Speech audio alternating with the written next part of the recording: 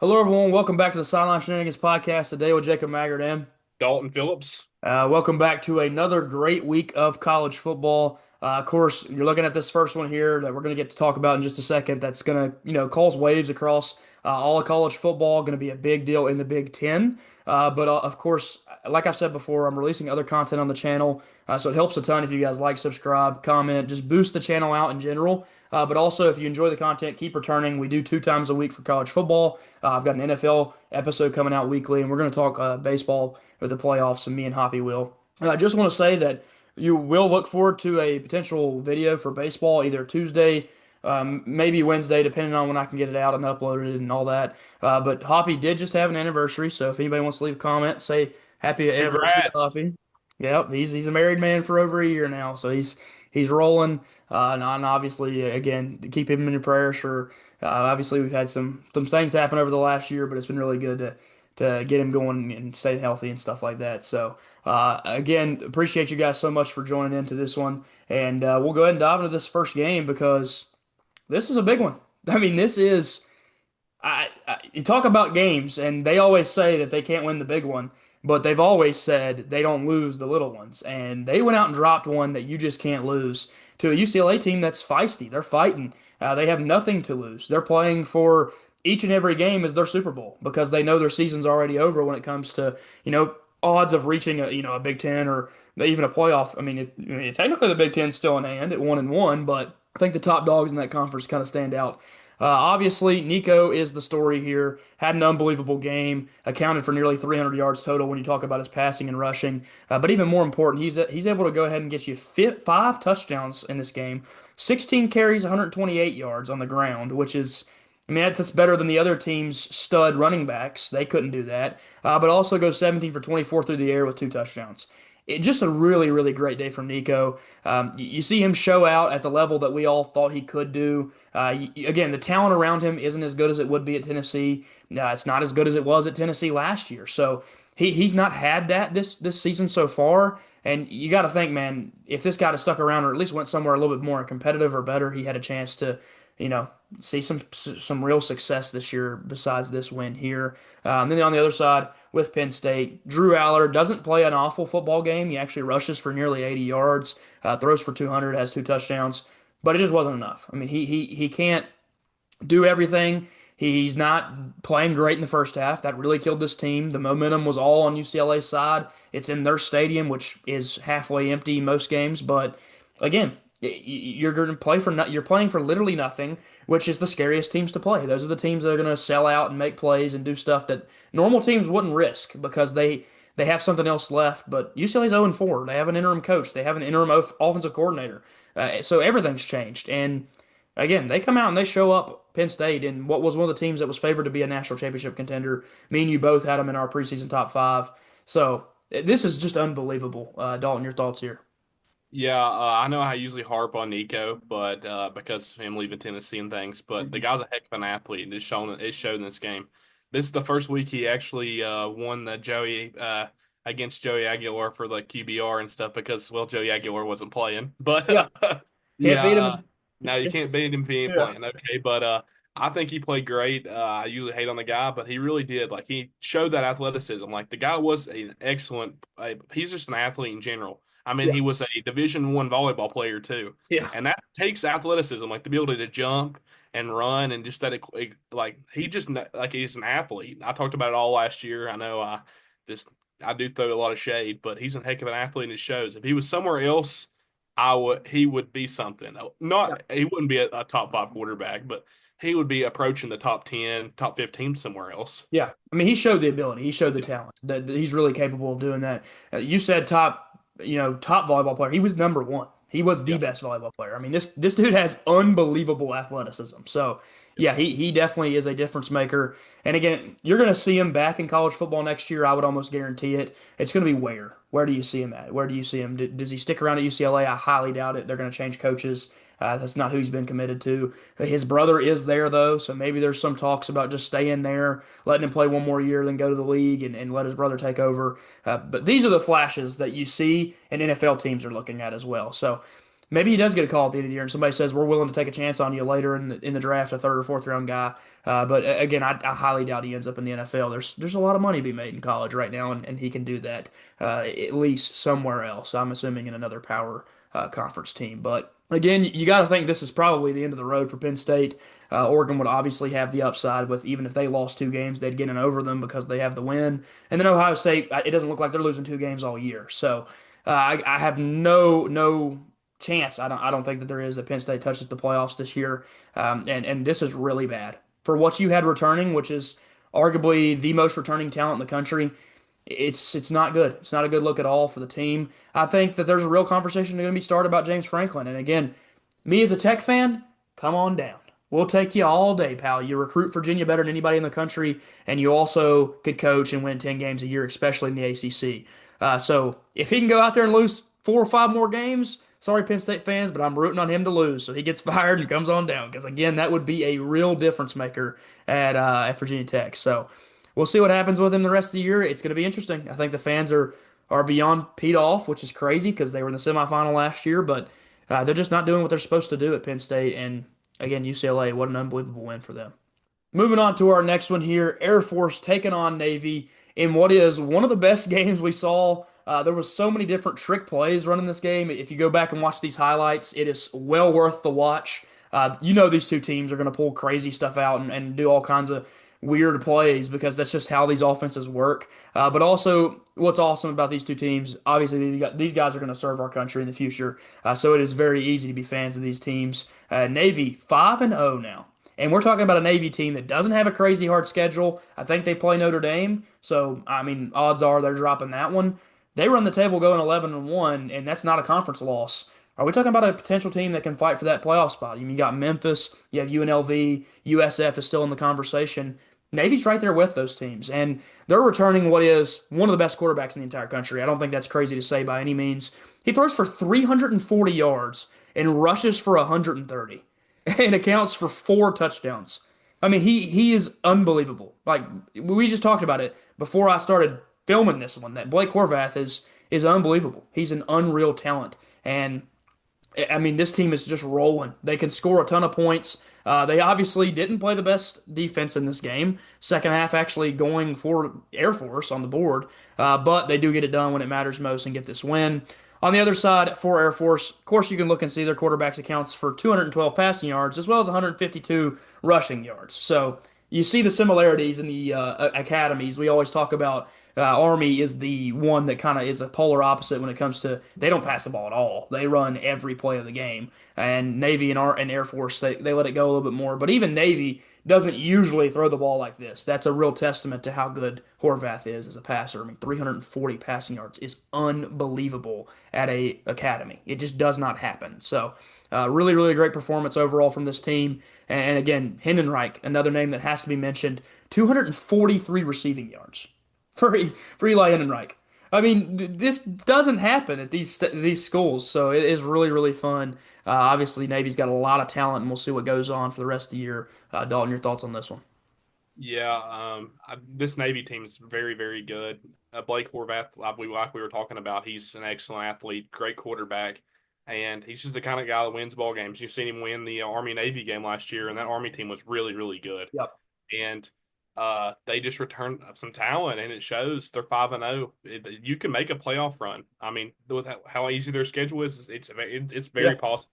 Yeah, again, you got to catch a win against feisty Notre Dame team, which doesn't happen probably, but if they win that one, and I know it's so far-fetched for that to happen. I mean, a lot of things has to go right, but they have talent. They have legit talent, and they are always coached well. These teams usually do really well in those kinds of games, at least staying in it for the first half. And they're always going to be out-talented, outmatched in talent just because they can't recruit like these other schools can. They don't play the portal at all. They don't have all these, different rules, and they don't have NIL, so there's really nothing attractive other than the fact that some of these guys are just really freaking tough dudes, and that's why they're so good at football. I mean, if you think about it, the military fits the mold of being a football player to a T, man. They are going to be hard-headed guys, and that's really good for football.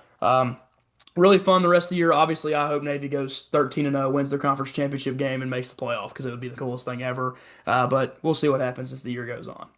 Moving on to our next one here, in what is a huge upset in the Big 12. This is a game where they said last year one loss in the Big 12 eliminated you from the playoffs. Does that stand true this year? Potentially. Iowa State's run to make a playoff, it could be over. They could be out of the conversation. Again, they're not out of it because technically you can make a conference championship run still. And if that happens and you win it all, you're in. But the at-large bid, it seems like it's impossible. And Cincinnati. 4-1 on the year, now 2-0 in the Big 12, and sits in that driver's seat with a couple other teams to lead this conference, which is really, really impressive from this team, a team that I don't think a lot of people would have told you was going to be this good. I think that they have obvious talent. They have Brennan Sorsby. They have Tolly Walker, who transferred in as a really great player. Evan Pryor had an unbelievable game as well on his 10 carries. So they clearly have talent, but man, I didn't think they were going to be this good. On the other side for Iowa State, Rocco Becht plays the game of his life. I mean, not really, but he's played a little bit better at times, but you can't ask for more out of him. 30 for 48, 314 yards, two touchdowns, doesn't turn the ball over. And you look at the stats and you say, how did Iowa State lose this game when their quarterback played that good? It's because their defense couldn't make a single stop. I mean, you give up 38 points to a Cincinnati team that their quarterback only throws 13 total completions. They run the ball down your throat for 264 total rushing yards, averaging 8 yards per carry. But on top of that, they have multiple receivers catching passes, and Sorsby does what he has to do. Great, great game from Cincinnati. And Dalton, what's your thoughts here on this one? Yeah, this Cincinnati team is good because I thought this Iowa State team was really, really good. I thought this was a definite playoff contender there, and this Cincinnati team just outright beat them, and that's a very, very good win. Yeah, and you got to think that again. I talked about what are the driver's seat teams right now? You'd think Texas Tech is up there for sure, probably number one. Arizona State is Cincinnati third. I think there's a real conversation to be had that they are. BYU obviously got a huge win as well and stays undefeated in Big 12 play, and they are currently ranked. But I would expect the Cincinnati team to continue to compete the rest of the year. If they can beat a team like Iowa State, they can probably beat anybody in the Big 12. Really important one moving forward. Again, you look down at these stats for the defenses. Cincinnati, that's the difference here as well. 4 sacks, 5 TFLs to Iowa State doing nothing. No pressure at all. Sorsby's not sacked the whole game, and it just gets it done. Cincinnati's able to win a huge one, 38-30. Moving on to our next one here, Texas taking on Florida in the swamp, and me and Dalton talked about it last week. This is one of the most hostile environments to go into in all of college football. It doesn't matter how good or bad Florida is, the fans will show up. We've talked about a few teams that have lacking fan bases that don't show up and attend their games.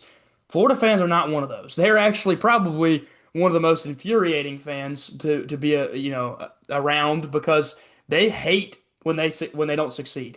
Again, Dan Mullen's a guy that I've talked about. I love for Virginia Tech to go look at and hire. They pushed him out the door after one bad season. So it's kind of crazy that Napier's hung around this long because with the success that he's needed to have and just hasn't had. But this one extends his job for quite some time, probably. You're going to at least, you could probably drop 3 more games before people are going to roll up and get mad at you again. You got a huge win over a top 10 team. Lagway played really, really good football. 21 for 28. That's a 75% completion percentage, which is great. Nearly 300 yards, 2 touchdowns. Does have the one interception, but again, he played really, really good in this one. But you don't see his rushing numbers at all. It's because Lagway's not using his legs this year. Part of the reason is he's faced injuries, tons of injuries, not just during the season, but in the offseason, he had some really severe, serious injuries that was potentially going to hold him out for some time. But on top of that, you don't see a bunch of negative yards, which is a good thing. The Florida offensive line is able to hold up against one of the best defensive units in the country. And on the other side for Texas, I don't think this game is on Arch Manning. I don't think it's his fault they lost, but he isn't playing like the best quarterback in the country. He isn't playing like one of these top tier talented guys. Does he have talent? It's clear. He flashes it all the time. He has rushing upside. He has great passing upside. But he still isn't ready. This kid is clearly not ready to be playing in top 10 football games in the SEC. We kind of had this conversation with Lagway all season where it just looks like he's outmatched. And clearly he is. 2 interceptions, one of which was really, really bad. Threw it right to a defender. So we'll see what happens. Maybe Peyton and Eli can say, hey, man, you got to figure this out because this isn't going to work if you want to be a future number one overall draft pick or even a future first round pick. I don't think he looks like that right now. You go down and look at the rushing. This doesn't help him at all. Quintravion Wisner, who has been really reliable and a great running back in college football, goes for 11 total yards in this game, and they have no other good carrying from anybody else. Arch, again, does the other carries, all the work was by him, and 11 total yards by Wisner. I mean, that's a really, really bad game from this Texas backfield. Overall, again, Florida played very high level football. They let their best player touch the ball 30 times. We literally said if they win this game, it's because he has 30 touches, 27 carries, and 3 receptions. I Yeah. mean, it's not hard. Let your best player get the ball and you can win football games. Florida finally does that, and again, that shows kind of the incompetence of the coaching staff this year. Is your best player not touching the ball until this one, where you're kind of in really out of it right now at 2-3. But Dalton, your thoughts on this one? Yeah, this is just the swamp being the swamp and being one of the hardest places to play in college football, and also Arch Manning not playing like a Manning. The guy is not playing like a top 10 quarterback in college Yeah, football, nor is he playing like a top 20 quarterback in college football. Uh, and like Texas needs to figure out the run game because that would help the guy out a whole lot. I yeah, always talk about it. I say a good running back will always help your quarterback out, especially when he's struggling. yeah, And look what Jaden Baugh, that guy's he has a great game, and look what DJ Lagway does. When you open up the run game, it spreads the offense out, and then it all just correlates really yeah. well, and that's why Florida can win this football game. Yeah, exactly. I mean, to a T, that is what this game is you look at the stats and you can point at which ones change the game. Jaden Baugh going for over 100 yards and Texas doing nothing with the running backs is the biggest difference maker here. Also would like to point out this Florida defense just all over Texas in this game. Arch Manning had 35 rushing yards and was sacked 6 times. So again, he did all the rushing work, every bit of it. I mean, he probably had well over 60 yards in this game. You take away all those sack yards, and he actually had a pretty good game. I do not blame this game on Arch Manning. He had 2 picks, and he should not make those kinds of mistakes. But this belongs on that running room, and it also belongs on this defense, never touching DJ Lagway. You can't let that guy stand back there all day. There is literal tape on what happens if he gets pressured, and he makes lots of mistakes, including a 5 interception game. So it's just really sad that Texas is another team that returns a load of talent and hasn't put a product on the field that looks like they have that. Moving into our next one here, Boise State taking on Notre Dame, and Notre Dame did exactly what they needed to do. They come in here, they control the tempo of this game, they play really, really good defensive football, but also they see that CJ Carr, again, like I said before, is 100% the guy for them in the future. This is a freshman redshirt quarterback that has 189 passing yards, 2 touchdowns, does a little bit on the ground, but also does not make mistakes. He is so good at putting the ball in the right place at the right time. He fits into very good windows. He doesn't make, again, mistakes. He doesn't change the game and ruin their potential as a team. They also get Jeremiah Love and Jadarian Price going. Another thing that me and Dalton talked about last week was when these two guys get going, this Notre Dame team is very, very scary. I don't know what their schedule can really do for them the rest of the way. They're going to have to hope for some crazy losses. Maybe hope that A&M becomes the number one team in the country because A&M looks like they could be that good. That would definitely help them out. The Miami loss also looks really, really good. I mean, you're talking about 2 top 6 teams. I would argue both of them are top 5 teams in the country. So those losses don't look that bad, and maybe the committee will look at those and say, you didn't lose to bad teams, but I just don't know where the big win comes the rest of the year. If USC can figure it out, maybe it can end up getting ranked again. But clearly, this Boise State team is not what they were last year. They need Ashton Jeanty. They don't have him. Maddox Matson has a really bad game. 4 interceptions, 215 passing yards. It's not enough. They have no run game at all. Sire Gaines, a returning back from last year, doesn't do much. Dylan Riley has only 33 total yards after what was a really great game last week. I don't think that Boise has any chance in Group of Five. And man, I'm kind of concerned that Notre Dame just doesn't have a chance to make a playoff push either. But they keep winning games like this and look really, really dominant. The committee's going to have a hard time keeping them out of a 12-team playoff. Dalton, your thoughts on this one? Yeah, this was just Notre Dame finally figuring their offense out and Boise State not having it like figure it out. Maddox Madsen was the kind of guy last year that you could rely to not throw interceptions because you had an excellent back like Genty. And you see what happens when he can't rely on an excellent back like that. When you're struggling in the run game there yet again, it leads to your quarterback making bad plays. And 4 interceptions, you can't win football games. You can't play this kind of game against Yeah. a real, real good power team. Again, I think Notre Dame is great. I think those 2 losses by a combined 4 points is It's showing you those two teams they lost to were incredible, and Notre Dame is still really, really good. This is a potential playoff team. They just have to figure out how to get in there. The defense plays well. Boise just isn't able to affect CJ at all. Just overall, great game from number 21 Notre Dame. Moving on to our next one here, UVA taking on Louisville in what is another overtime thriller. And Virginia's able to get it done for 2 straight weeks. They win these really close ACC battles, taking on Louisville in their place. And really, it comes down to the fact that Louisville, at the very end of this game, played bad offense. They got back in the game, and UVA blew a lead where they were down by 10. Louisville's able to answer back, score those points, and get to overtime. But when they get into overtime, the possession they have is really ugly. It doesn't look good. They run the ball, doesn't go anywhere, an incompletion, and then another incompletion on what should have been a catch to put them inside the 5 yard line, but Isaac Brown just can't hold on to it. And last year, this stat line from Isaac Brown would have been like, man, what's wrong with this guy?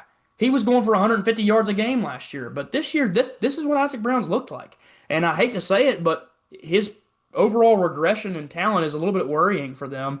Obviously, Miller Moss has a great game, 330 passing yards, 2 touchdowns. Chris Bell has an unbelievable game, 12 for 170 and 2 touchdowns. Can't see how that's not the guy you go to when you get in the red zone late in the game when you need it. On the other side for Virginia, this overall isn't really all that great of an offensive performance. Chandler Morris only throws for 149 yards and a touchdown. Doesn't make the mistakes this week, which is really good to see from him. The 3 interceptions last week, you very easily could have lost that game, but your run game was so good. And this one, you didn't have a crazy good run game. Jamari Taylor was solid, a little bit better than Isaac Brown, you could argue, again with the touchdown on the ground. But overall, I mean, the true difference is Isaac Brown loses a fumble. And the defenses, UVA just plays a lot better. 5 sacks, 7 TFLs. They're disruptive. They cause issues. And again, at the end of the game, when it mattered most, UVA had a very good offensive possession at overtime, and Louisville didn't. Your thoughts on this one? Yeah, this was just UVA knowing how to win a football game. They've done it 2 back-to-back weeks, like you said, and it's just like crazy because like you look at the stats. I mean, nobody on Louisville had a crazy game, but you would think that Louisville won the ball game because Virginia's offense really didn't get going, No, and that was just the fact of right place at the right time, having the ball in overtime, and winning the football game. If you can just win football games like that constantly, which doesn't ever happen, no team can. no, You can keep consistency like this because eventually something's going to happen. it's going to slip up. Yeah. Yeah, something slips up or you have a turnover or something like that. You can't just rely on that. But to be able to win close games like that shows the kind of caliber team you can be. And this UVA team is the best UVA team that I've seen in a long, long time. Yeah, 100%. 2019 is the team I flash back to a lot. It had Bryce Perkins. Bryce Perkins, if you remember, was an unbelievable player in college. Ends up going into the UFL and is really good in the UFL there. Not an NFL level player, but man, he can dominate at that smaller level professional league. But overall, again, Virginia, they can't live like this all year. You can't keep playing overtime games. You're going to slip up at some point because once you make it to overtime, anybody can win. We saw that last year when Georgia Tech took Georgia to 8 overtimes or whatever it was. Georgia Tech could have won that game at any point, and Georgia was considered a top 5 team in the country. So slip ups can happen. You just can't keep playing this much of a little test. Every week it happens. You get that much closer to getting upset by somebody. Moving on to our next one here, Vanderbilt going on the road to Alabama, and Bryant Denny made a huge difference in this game. But also, Vanderbilt just looked rattled in the second half. I think in the first half they played very confident football, and I think they believed they could win this game. They believed that they were the upset team, although this is really not a huge difference in skill or ranking. The spread was still 13. So obviously they thought that Alabama was that much better than Vanderbilt. And in the second half, Bama did look that much better. Pavia plays a solid game, 198 yards, has 58 to go with it on the ground, a touchdown, but does have a really, really bad interception that pretty much shifted the tides of this game. No pun intended. And then Ty Simpson, of course, 23 for 31, 340 yards, 2 touchdowns. I mean, this dude is a legit Heisman contender now. Once again, I'll go back to it. I hate Alabama. I hate them. This is one of my least favorite teams in college football. But I told everybody that Ty Simpson was a very good quarterback week one. I had a very good group of friends who we've had on the podcast that constantly talk crap about him all week. I said, go back and watch that tape and tell me how you blame that game on him. They do not lose Florida State because of Ty Simpson. They lose Florida State because Ryan Williams doesn't show up. The running game doesn't show up. Not Jam Miller. That's They're poorly coached in the second half of that game. Their defense doesn't show up. They let Tommy Castellanos run all over him like he was prime Baker Mayfield in those years where he was running all over teams. They didn't show up. Ty Simpson showed up, and he showed up all year for this team. He made his first real mistake. Throws that one crucial interception, but again, it doesn't change the tide of the game. And Alabama gets it done. I mean, their defense was really great in the second half. They came out of halftime prepared, and Bryant Denny definitely played a big difference in this one. Like you said, one of the toughest places to go into and play. I think Vanderbilt found the weaknesses. They exposed them for a half, but they ran out of steam. Dalton, your thoughts here? Yeah, this was just Bryant Denny and Jam Miller winning this ball game, and also Ty Simpson. This was Alabama, just like a showcase to this Alabama team is actually good because this Vanderbilt team is very confident and very good. But the thing is, Diego Pavia is not meant to be from behind. Like he is not Yeah, that no. quarterback that's going to win games like that. They have to be consistent with getting that 4 and 5 yards of carry, and if they don't win football games. And you can't have turnovers being a guy like him. You're 100% right. It is exactly that was the game when he threw that pick and they needed a touchdown that drive. That was the game. They lost. You just watched the momentum get pulled out of them. It was just over. They had no chance. It was over. Yep. So when that happened, you knew Alabama was just more talented. First of all, which clearly they're more talented. I don't. That's not even debatable. It's not even close. This team is far more talented than Vanderbilt ever has been. But they didn't have the same level of mentality. They didn't have that grit. They didn't have that hard, what they wanted to do to be a fighting team. Vandy had it last year, and they have it again this year, but Bama has it too. And they've played very good, tough football since that first game. More props to some guys. Ryan Williams has stepped up in a big way here recently, looking like the guy he was supposed to be. Jeremy Bernard, still always been a great player, will continue to be their lead guy, in my personal opinion. These fumbles and interceptions from Pavia just really cost them this game. You just can't have that. And the last big stat is Vanderbilt's defense did play better for most of this game. I mean, I love Pavia. I think he's a great player. He cost them this game with his mistakes, and it's not common he does that. And I think that they're still easily in contention to run the table in the SEC potentially and have some really big wins. That Tennessee game at the end of the year will be really fun. So again, I think that this team is still really, really good. I think they could probably drop one more, and they're going to make the playoffs because 10-2 in the SEC with some of the wins they would have would put them in the playoff spot. They're a deep, aged veteran team that can make that run. What happens the rest of the year, we'll see. Do they lose motivation? Do they lose their momentum because of this loss? Definitely can happen. Some of those early losses last year definitely, tripped them up, and that's why they didn't win a bunch of games last year. Moving on to our next one here, Michigan State taking on Nebraska in what was a must-win game for Nebraska. You could not drop two in a row in the Big Ten, all but eliminates you from Big Ten title competition, which they're still in there for that. Michigan State play their worst game of the year by far. Aiden Childs ends up getting benched in this one. Don't know if it was due to injury, but I'm assuming it was due to play because 9 for 23 and two interceptions is really bad. So, of course, they let backup quarterback take over. He actually leads them back into this game. Their run game is decent, but not great. You have to have better than that from your run game. If you're going to have any chance at all against Nebraska, who's one of the best passing teams in the country, who can kind of light the scoreboard up, which they have every week of the season so far, Michigan State does make a run in that third quarter, but Nebraska's offense way, way too strong in the fourth. Ended up putting up 38 points on the back of Patrick Mahomes Jr., and of course Emmett Johnson, who was a part of that Johnson and Johnson backfield we love to talk about last year. Yep. Great game from Nebraska, and Matt Rule proving once again that year three might be the year of the Rule. Your thoughts here, Don? Yeah, this Nebraska football team is another team not to play with. Michigan MSU's not very good. They're not, but this is a good win, especially at home. You keep your fans there. You just establish. They always have a good fan base. I wasn't. It was them that always tells their fans stands out Yeah, every all the time, like right? 400 games or something. It's ridiculous number. It's definitely fake. Like they do something stupid, but it's just like if you're doing that, you're still going to have a good amount of fans there, and you keep them there, you can win big ball games Yeah. in the future. I actually like Nebraska in some of their big matchups down the road. I think that this team, I don't know if they can lose two games and make the playoff. It'd be really tough because they're not currently ranked and they wouldn't have a crazy win on their schedule. But I don't think obviously, I think they're favored over Penn State now. And I don't know what other big time team they have to play. I think they play Ohio State or Oregon, one or the other. So maybe you pick that one up down the road somewhere, and then you have a real conversation for the playoffs.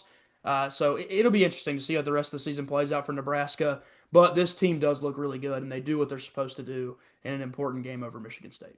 Moving on to our next one here, Texas Tech beats the ever-living daylights out of Houston, 35-11. And this Houston team coming to this one playing some pretty good football. They were undefeated at that point. Their rushing attack looked incredible, one of the best in the Big 12. And on the other side for Texas Tech, Baron Morton is really, really good. I think I said before the season started that the Big 12 could have some of the best quarterbacks in the country. I think that point still stands. We've seen a ton of success across the board from Big 12 quarterbacks. Baron Morton just joins a long list of guys that have had that 345 yards and a touchdown. A 76 QBR could be even better, truthfully. And then the rushing attack. This is something we talked about last week that they have two running backs that can be real game changers, and they both were. Jacoby Williams, Cameron Dickey, both almost have 100. Dickey just 2 yards short, but they also combined for 40 carries and over 200 yards and two touchdowns on the ground. Man, you got that going. Maybe this is the 1-2 punch at running back we need to be talking about, not Nick Singleton and Katron Allen at Penn State, because this is really, really impressive performance against a Houston team that, again, they looked good coming into this one. Houston, of course, Zion Chris comes in, plays some quarterback for him. Wegman, we saw his struggles last year. He struggles yet again in this one. Dalton, overall, what are your thoughts on this blowout by Texas Tech? Yeah, this Texas Tech team is the best team in the Big 12 right now. I think they've shown that. And they just have an excellent offense. The way their recruitment in the transfer portal was excellent, and it shows. This shows how nowadays football is. If you hit the portal really good, it can turn Yeah. your team around so much. Because this Texas Tech team was not very good last year, and then they go to be a playoff contender, and right now they're sitting in the playoffs. Oh, yeah. Right now, if we had a playoff picture, they would be up there, and that's no doubt. They're going to be one of those 3 or 4 seeds because of Yeah. the conference championship. Well, again, this team, they are obviously going to try to play themselves into the playoffs via winning the Big 12. But there's a real world. They drop a game this year, and this is still a playoff Just make game. it. They're very impressive. They're Yep. not just good, and they're not just Big 12 good. They're very good. They're countrywide very good. This is a preseason poll, not liking them enough type of ranking. This team has easily played like a top five team in the country. They have blown teams out of the water. I mean, they are disrespecting teams by how bad they're beating them. Their defense is really, really good. It's probably one of the best in the country. They played that portal so well. They just played it so, so well. They had an established quarterback. They have a running back room that's full of talent. So overall, I love this Texas Tech team the rest of the year. They can run the table in the Big 12 and win a championship and be 13-0. To mention, you said the whole conference championship. That rule is changed now in college Yep. football. So the 1, 2, 3, 4 is just the four best teams going into Yep. it. So you could technically have four SEC teams be 1, 2, 3, 4. You could have Big Ten teams be 1, 2, 3, 4. So anybody can be anywhere. This Texas Tech team will find themselves in the playoffs, in my personal Yes. opinion. I think, again, like I said, they can lose a game, and I think can make the playoffs. That's how good this team is. One of the best defenses in the country, and that portal shows. You build through that portal, you've got a real legit chance to be a good team in college football this time, and will probably be like that for the rest of time, unless they make some really crazy changes to revenue sharing in the portal itself. Next one here, Mississippi State taking on Texas A&M in what is an unbelievable game from Texas A&M. They beat the daylights out of Mississippi State, who just played a really good game against Tennessee, and they're a good football team. This Mississippi State team is not a joke of a team. They were last year. They are no longer. They hold Fluff Bothwell to 60 total yards on the ground, a guy that has ran for over 100 against everybody he's played this year. And A&M on top of that has Reuben Owens, not Le'Veon Moss, go 21 for 142. They have Moss with some carries. Not his best day, but it did not matter. Marcel Reed, of course, makes a difference on the ground as well with a touchdown. Mario Craver gets in on the fun with a rushing touchdown.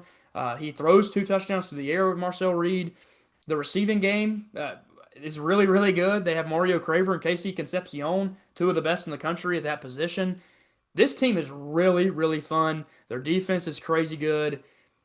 I don't know how you beat Texas A&M. They have so far to me been one of the most impressive teams in the country. Like I said, I would have them in my own personal top five. I think that they may be even a top three team in the country, up there with Miami and Ohio State. Great, great performances from them, and a really, really impressive, massive win where they were able to just kind of control and dominate the whole entire game. Dalton, your thoughts here? Yeah, this Texas A&M team is no joke. They're very, very good. They have a great backfield because Moss was one of my favorites to be one of the better running backs in the SEC. And you look up, Reuben Owens has that crazy of a game. Yeah. And I also want to point out, look how many sack yards that Mississippi State gave up Yeah. because that like they had a good run, like not a bad running game going on. And then you with your quarterback getting sacked that many times, you can't win football games. They Yeah. were against Tennessee. They were always moving the ball forwards. They hardly, even with their defense being as good as it is, and their defensive line being as good as it is. I think this Texas A&M team has that much better of a defensive line than Yeah. Tennessee. And that's me saying that as a Yeah. Tennessee fan. Oh, Texas A&M, this team is really, really good. Yes. I'd be hard pressed not to say this is my favorite team in the country. I think I've said it once before that Miami is the best team in the country, in my opinion. I think Ohio State's win over the teams that they've beat now don't look as impressive. Texas Tech clearly isn't a top five team in the country, so I think Miami could be one, A&M could even be two. But obviously, you also don't want to ever go into A&M and play there because that place is crazy for this team, and it showed here again with a really dominant victory. I don't know, man. I'd be hard pressed to find a better team in the SEC right now. Moving on to our next one here, Miami taking on Florida State in what actually ended up being a really good game because Florida State makes a crazy push in the fourth quarter, scoring 19 points, closing it in and having a chance. But again, Miami to me is the best team in the country. I've said that before. Their offense, their defense. Carson Beck looks like a prime Joe Burrow. No, that's obviously a joke because Joe Burrow is 10 times better. But when you watch him play, he makes throws. He makes throws. Four passing touchdowns, 241 passing yards, over 75% completion percentage, a 90 QBR. This guy's in the Heisman contention right now. This is the guy that was going to be the number one overall pick 2 years ago. He's doing it again, and it's because he has a very good offensive line. He has weapons all over the field, including Malachi Tony, who is the best young player in college football. He just turned 18 years old, and he had 7 catches, 107 yards, 2 touchdowns. He might be the fastest player I've watched this season. His breakaway speed is unbelievable. And they didn't even need the running game to get a win here. Again, they collapsed in the fourth quarter on defense. You really don't want to see that. But overall, this is an unbelievably dominant win up until the fourth quarter. I mean, they were easily leading. And I think it's partially due to some questionable play calling, kind of letting them back in the game where they did the whole, like, let's run the ball 3 times and punt. And Florida State, as you know, is really good at containing the run game. I think Virginia may be the only team all year that's really ran the ball on them at all because Alabama didn't do anything on the ground. So it'll be interesting. What does Florida State do the rest of the year? Do they have any chance at all to make an at-large playoff bid? I think the ACC might be out of hand too because they're 0-2. And there's some teams that are Virginia. I mean, I hate them, but their schedule is extremely easy the rest of the way. I mean, they don't have anybody left that is going to be favored over them. I think they'll be favored in every game. So I don't know how Florida State sneaks into that position with an 0-2 start in the ACC. That my Alabama win obviously looks really good. It looks really really strong. So maybe there's a way that they can push themselves into the playoffs with that. But they would have to see Virginia be really successful all year and Miami continue to be like a top two team in the country, and maybe they sneak in. But I don't know. What are your thoughts on this one, Don? Yes, I think that Florida State is a good football team, but this Miami team is the best team in the country, in my opinion. You've got a good quarterback in Carson Beck. He's playing like the good Carson Beck, not the Yes. Georgia, the last year Georgia Carson Beck. And you have a great running back. He didn't show himself in this game that much, but he showed up when you needed to. When Mhm. you needed that a third and mid, like 3rd and 5 yard carry, he get it. He got it for you. Yeah. And you have an excellent receiver, Malachi Tony, which has shown himself. And Oh yeah. as a young guy, excellent receiver. I mean, the plays that he was making in this game, he's not only the deep ball guy. If it's another guy, third and short or something, you get Yeah. that guy the ball, he's gonna. I watched the play, and he literally watched his like the ability to know exactly where the line was. He got exactly where he needed to go with his route, and he got the very crucial first down for him. And like that's the kind of guys that you need to win football games. And their defense is excellent. That's why I think this Miami team is the best team in the country, and I think they're no joke. And I very much see them making a very far push in the playoffs. Yes, this team, this system that they have built here is perfect to make a playoff run. They have the offense that's backed up by a really strong defense. You're talking about a team that has now beat Notre Dame, who we've seen is very very good. They've also now beat Florida State, who beat Alabama, who Alabama is clearly still a top 15 team in the country, probably a top 8 team in the country. They beat them as well. And again, they don't collapse in the fourth quarter. This looks like an absolute blowout. I mean, I don't think there would even be a debate. They would have been the number one team in the country if they won this game 28-3. Don't have that lapse in the fourth quarter, and you'd be the number one team in the country. Still think there's plenty of time for them to reach that goal. Just to talk about a player, because I think he's the best defensive player in the country, and Ruben Bain Jr. I talked about how we're going to do a mock draft and talk about where this guy could go. This is a top three player in the country. He is going in the top three picks next year. He is a game wrecking edge rusher. He requires a double team, sometimes a triple team. If you do not block this guy with two guys, or at least a running back coming in and chipping, he will sack your quarterback. So watch out for him the rest of the year. Another reason why this team is so good is because they have dynamic playmakers at every position. They have some corners now because they went out and addressed it in the portal. They have an edge rusher who could be considered the best in the country. They have a run game, like you said. Mark Fletcher, Charmar Brown coming over from North Dakota State. Difference makers in the backfield. They have a receiver who's 18 years old, like we talked about Ryan Williams and Jeremiah Smith all year. Let's give Malachi Tony some love, man. Over 100 yards. He's done it more than once this year, and he's young. So a lot of success across the board, and Carson Beck has full confidence. And again, this team is really, really scary the rest of the year. Hate to see what happens when they come to play us late in the year because it could get real ugly. Moving on to our next one here, Wake Forest going on the road and beating my team in Virginia Tech, and just the undisciplined nature of this team, it all showed back up in this game. You go on the road and you get a huge win over an NC State team that beat this Wake Forest team really handedly in the second half, won by 10 points. So you felt pretty confident coming into this one. You thought you can get to 3-3, you can get to 2-0 in the ACC, and is there any wins on the schedule the rest of the way? Maybe not. Cal may be the worst team other than them. The rest of the schedule is actually kind of tough, but not getting this one just shows exactly what I talked about with the undisciplined nature. Tons of penalties, something that I just talked to Dalton about, and I'll run through them now. We start the game off with the ball in our possession and turn it over. Well, actually, we got it their ball first, but we turn it over, give them 3 free points on Drones just kind of pump faking a ball and losing it. I don't know what he was doing. It was a terrible decision by him. He turns the ball over. He has bad turnover issues as he's had all year. Then we go ahead and get a roughing the passer on what was a third and forever, and they convert that into 7 points. We then go third and forever once again, third and like 18. Push a guy as he's running out of bounds, just completely undisciplined, stupidity, turns it into 7 points. And then, if that wasn't enough, we punt the ball before the half because we have terrible time management before the half, anyways. And they take that punt and let it roll all the way back to our side of the field, 20 yards backwards. Terrible, terrible punt. And they turn that into 7 points. And if you look at how many points they scored in the first half, that's every one of them. All of that was off of Virginia Tech mistakes. All of that was off of stupidity. I still stand on my point that this team is far less talented than ODU, who just went out and won 47-7 over Coastal Carolina. 47-7. That ODU team is legit. This Wake Forest roster is nowhere near your talent level. And that's crazy to say because Tech doesn't have a lot of talent. But Terrion Stewart, clearly a better player than anybody they have. They didn't get any rushing game going because we contained them all day. We gave them so many free yards on penalties in this game.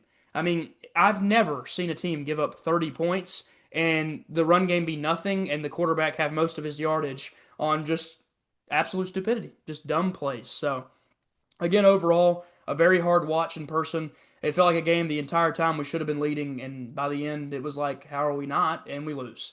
I wish we could have got it done, obviously. I wanted to see our, win some games. Obviously, it's my last year here at Tech as a student, so I wanted to enjoy some wins. But, again, the future of the program is all that really matters at this point. I don't care too much about the season. At least I'm beyond the point of caring about the season. I would have hurt a lot more if we were like, 4-1 or something and then lost this one. So it doesn't kill me, but it's just like, why? But how do you do what you did last week and beat a pretty good NC State team and then show up and do this week? Guys that just have to be shown a little bit of respect. Terrion Stewart's still phenomenal, still a great player. Has to have more than 9 carries. Don't know if he's still dealing with some injury stuff. That last week could have kind of wore him down after what he did. Hawkins really did play good too. The receiving core, Donovan Green actually had some good catches in this one, made some plays. Takai Heath had a good touchdown. Wish Cam Selden got the ball more. And then defensively, not much to write home about. Just really not. Undisciplined, bad football loses you this game. On the other side for Wake Forest, of course, Robbie Ashford has a solid game, but I didn't think he looked uber talented in this one. I think that, again, Virginia Tech's stupid mistakes gifted it to them. Dalton, your thoughts here? Yeah, I think that this Tech team is really lacking that role model as a coach, and you said it shows itself when you're when you're in a game like that you're going to have a close game. You've got to have that person that's going to stand up, be in your team, and not let you make stupid mistakes like what they did. And I hate for Tech because I'm not a Tech fan, but like I like to see local teams do good, and it just sucks. The way that this team was built on what was the prior coaching staff or the prior coach, we haven't fired anybody else, it's been built on sand. It's been built on stuff that doesn't last. It doesn't build a strong foundation. That's what's happening. They're just undisciplined. They're very, very undisciplined. I specifically said to my Mostly Hokies group, this is the most undisciplined team I've ever watched. And the Titans lead the NFL in penalties right now. So I've watched some undisciplined football this year. It's bad. It's really, really bad when you lose this game to a team that's far less talented than you are. And that is, again, saying a lot because we aren't uber talented by any means. Obviously, a lot to look forward to in the future. And I am now praying on the downfall of Penn State. Bring me James Franklin to Hokie Town, baby, because that could fix a lot of our issues. And that money we have, Dalton, you just talked about it with Texas Tech. 1 year in the portal can do a lot for you if you have the right guy building that team. So let's just hope we get the right guy. One last thing to end on a positive Hokie note. Massive, massive news in the wrestling world. Very much You're so. talking about two of the best wrestlers on planet Earth, and they are both going to Virginia Tech. Melvin Miller and Bo Bassett. You look at a lot of different ranking systems, a lot of them rank differently. These guys are number one in both of their classes in different ranking systems. Flo, I believe, has Bassett as the two now. A lot of that due to some of the drama he's had in his recruitment, a lot less due on his talent. Melvin Miller is the number one on Flo in 2027. They're both guys that are going to be wrestling for Olympic titles while they're in college. That's how good these kids are. Both of them, of course, brothers. So when you got one, you got the other. This is literally game changing for Virginia Tech. It's a program that has been inside the top eight over the last 2 to 3 years. They were ninth in the country in 2023, finishing ninth in the national championship contention. And for the first time in a long time, there's a program at Tech that will be a top five wrestling program within the year or two. You talk about the kind of legacy they're going to be able to build, but also what can you get when you have these names? You can garner attention from the national eye, first of all, but also that athletic department money, that's not just football money. That athletic Yeah, department money is I the will say entire athletic department. that wrestling's my sport. That's my thing. Bo Bassett's making over $5 million. I guarantee Oh, yeah. that, In a 4 year and that is span, he's going to make insane good money. because you know how much an Olympic wrestler makes? An Not Olympic near that wrestler much. only Yeah. makes like $200,000 a No, they don't year. make a ton. Yeah. So Bo Bassett is going to make that just by going to college because he's a generational guy, and so is his brother. These two got the two great wrestlers, and that boosts all your other sports because you get looked at from one sport, then they're going to look at your other ones, and then guess what? You boost your viewership. Maybe your good football team ends up being decent. Yeah. Again, I think that the BOV it's literally on display a week, less than a week after it was signed through. You're landing again. This people that don't know wrestling, and sadly, it's not more watched or tuned into from a lot of the other college sports fans. They don't really realize how good wrestling can be. I mean, if you watch those, I watched last year due to the fact that we had a lot of guys in the NCAA tournament, and it is like it's got some real high intensity moments. Like you feel, and I know you, like you said, you're a wrestler. Julio's a wrestler, so he would be fun to have on and talk about this too. And maybe we can talk some Tech wrestling this year because I mean, they're not gonna have these guys yet, but they have a team around them already. They have multiple transfers that they brought in that are high level transfers. I mean, they added multiple contenders in their weight classes.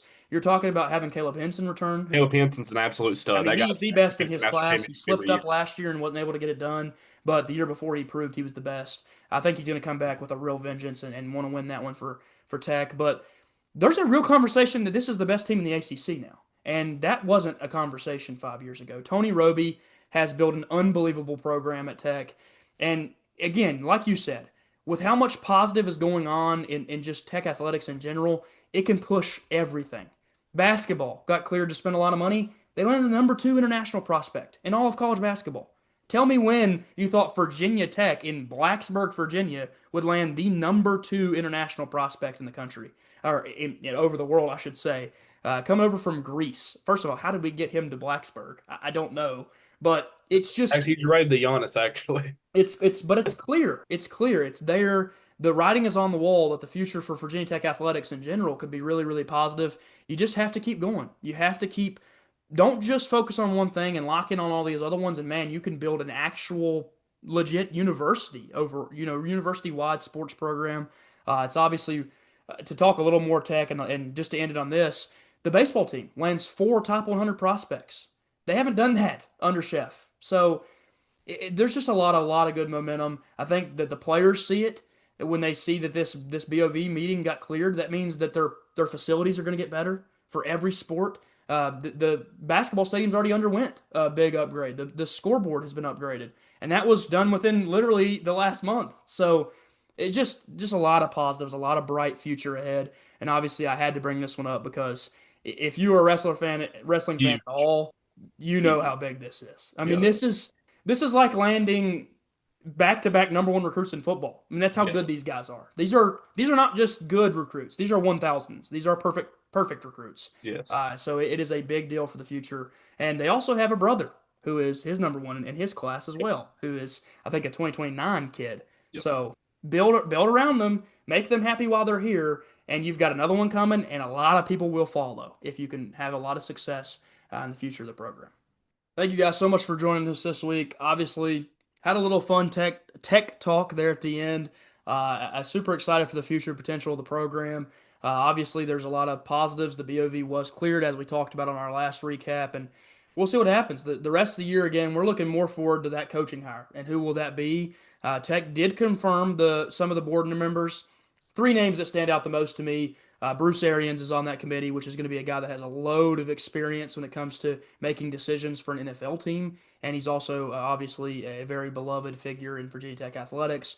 Eddie Royal, who, if you remember, was unbelievable at Virginia Tech, one of a lot of people's favorite players to ever go through the program.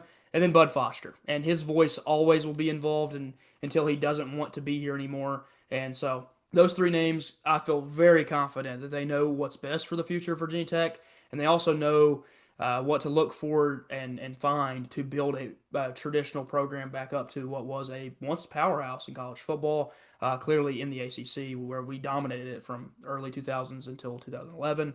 Again, Dalton, if you have anything you want to say, Tennessee does play again this week, so Yeah, we lost to Arkansas last year. You got to get a redemption game. You have to win here. Go Vols, and then look up towards the next week. I'm planning where I'm staying at. I'm going to be down there. I don't know. Hopefully, I'm hoping College Game Day's down there. I don't know if they'll do it where they were there last week. yeah, So I don't it'll know. be interesting. They definitely Yep. could end up there. That's a Yep. where that rivalry is so big. Yep. It definitely could end up there. I wish they would have done Miami, Florida State Yeah, this I week, agree. I and then agree. done Alabama, Tennessee, I agree. just just because like Yep. how big the magnitude of the game could be, but also for you because you're going down there. But that will be huge. Looking forward to that. Let's try to make a final push here. Maybe get some subscribers. The gain over the last week has been really good, so make a crazy push. We might reach 100. We'll try. We'll try to keep it out there. There's rumors that Dalton's going to go streaking on Dalton, due to Brian Denny. Dalton's gonna do something crazy in Bryant Denny if we get to 100. But of course, we enjoy you guys being here. Love filming everything, and look forward to another week of college football pick'ems. Those pick'ems will come out on Thursday at around 7 to 8 o'clock, like we do every week. And obviously, there's more football. A lot of fun matchups coming. I'll be going to Atlanta to watch Georgia Tech take on Virginia Tech and watch us get smoked probably because Georgia Tech's pretty dang good. But I'll be in attendance. You can't call me not a true fan because I'm suffering through it in person quite a bit. Again, thank you guys so much for joining us. We love you guys. Like, subscribe, comment, helps a ton, and peace. Peace.